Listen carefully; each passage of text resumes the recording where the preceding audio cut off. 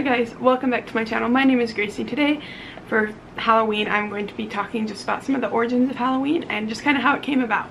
So I just have my trusty iPad here that I'm just going to read you some of the stuff that I found and then we'll discuss it at the end. So first off, Halloween, also known as All Hallows Eve, can be traced back about 2,000 years to the pre-Christian Celtic festival held around November 1st called Samhain, which I think is how you say it. Might have slaughtered it there, but that's how I think you say it, which means summer's end. According to the people who research it a lot, I guess that's where Halloween kind of came from. And then basically it's more about that. Ancient records are sparse. The exact nature of this festival is not fully understood, but it was an annual commune meeting at the end of the harvest year, a time to gather resources for the winter months and bring animals back from the pastures. It was also thought of the time to be communicating with dead, which is kind of like what you hear a lot, like Halloween and just like the dead and how it works. Sorry if you can hear my dog barking, it's because there's trick-or-treaters coming and going, so sorry about that. Okay, anyway, so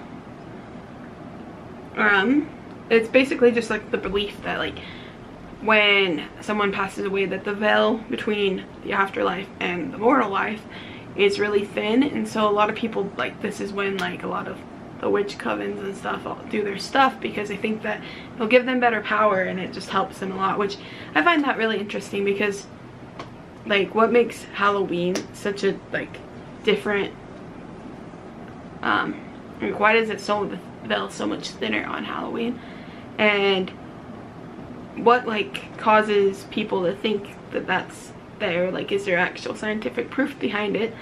So now I'm just going to talk about some of like the trick-or-treating and like where the pumpkins came from and stuff. So let me just open this back up and I'll just read a little bit about costumes and trick-or-treating. So this says the tradition of dressing in costumes and trick-or-treating may go back to the practice of mummifying, and in which people, oh, I don't know how that wasn't mummifying, but mumming and goozing, whatever that means, in which people would disguise themselves and go door to door asking for food. Early costumes were usually disguises, often woven out of straw, he said, most people say, and sometimes people who wore costumes were to perform in plays or skits. So I thought that was really interesting that like it used to just be for people to like go get free food from their neighbors, right? Because like how would you not know that was your neighbor? Like you just, I don't know, costumes probably weren't that great, so it was like, let's just throw like a potato sack over our head and act like that's a costume. But the other ones is just like thing is one of the phrases that's said a lot during Halloween, which is trick or treat, right? So it's mostly like just empty threats, like, you know, it's really, and if it is a trick, they're just gonna, I don't know, do some little thing, or, you know, draw a mustache on you in your sleep or something that's not as like over extreme. So this says, by the late 1800s, the tradition of playing tricks on Halloween was well established. In the US and Canada, the pranks included tripping over others, like tripping people, tipping over outhouses, opening farmers' gates, and egging houses. But by the 1920s and 30s, the celebration more closely resembled an unruly block party, and the act of vandalism got more serious. Some people believe that because pranking was starting to get dangerous and out of hand, parents and town leaders began to encourage dressing up and trick-or-treating as a safe alternative to doing pranks. However, Halloween was as much a time for festivals and games as it was for playing tricks or asking for treats. Apples are associated with Halloween both as treats and in the game of bobbing for apples, a game that that's existed since the colonies early in America, who used them for fortune telling. Legend has it that the first person to pluck an apple from the water-filled bucket without using his or her hands would be the first to marry, according to the book Halloween and Halloween of the Dead, which, anyway, you can look up that book if you want. The other thing is that I was just going to talk kind of about like the Christian influence in Halloween and kind of like how that came about and what's like their stance on that, because they play a big role in Halloween.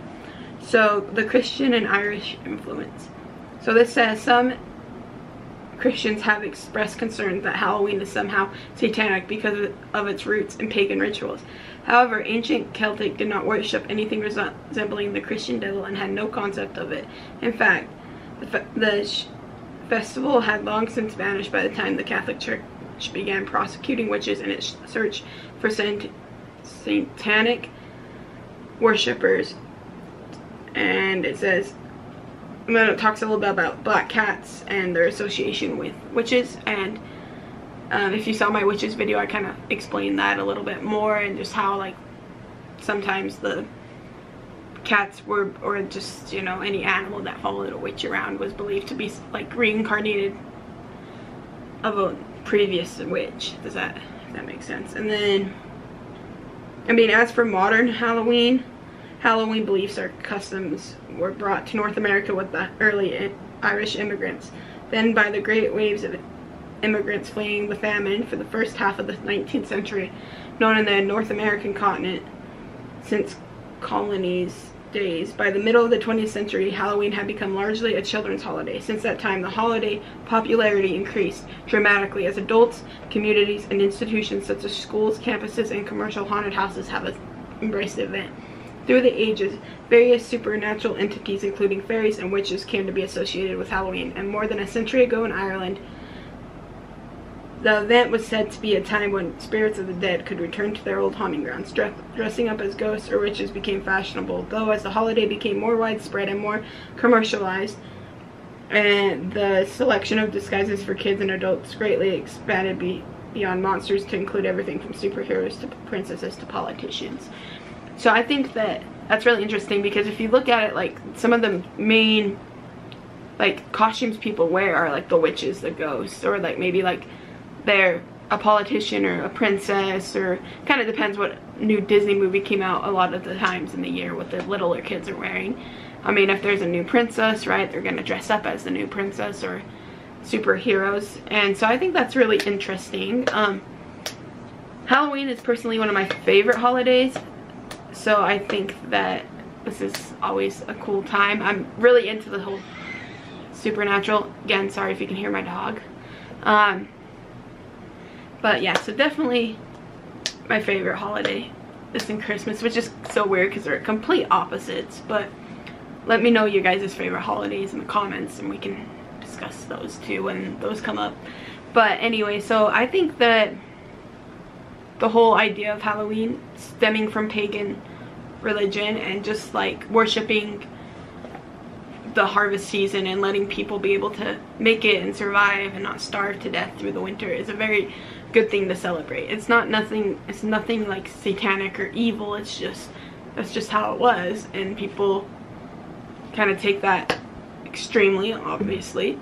But anyway, this is just kind of a shorter video for today. I just wanted to finish up the Halloween series that I've been doing. If you haven't watched them, there's one on vampires, I think there's one on witches, and a bunch of other ones, so you can go watch those. I'll put them in the playlist. Also, just another side note, I just got a Twitch channel. It's Gracie's Life, all lowercase, no spaces. So if you want to head over to Twitch and just subscribe, or however that works, so you can watch my live streams of some video games I've been playing. Anyway, my name is Gracie. Thank you so much for watching my video, and I'll see you in the next one.